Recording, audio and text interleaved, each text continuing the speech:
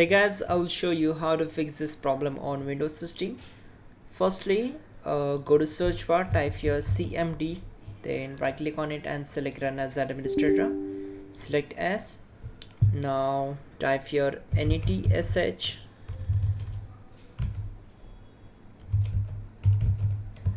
INT IPv4 reset.log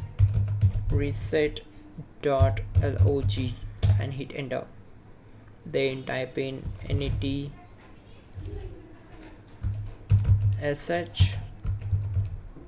winsock reset catalog and hit enter. Once done, type exit to close the command prompt window and then simply go to search bar,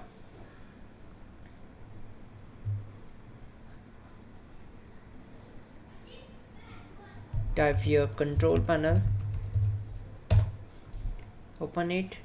Now select category, select network and internet, network and sharing center, then open your internet connection, go to its properties, select IPv4 and open its properties. Now you need to select this option, obtain DNS service address automatically, then click on OK, close all windows one by one and simply restart your system.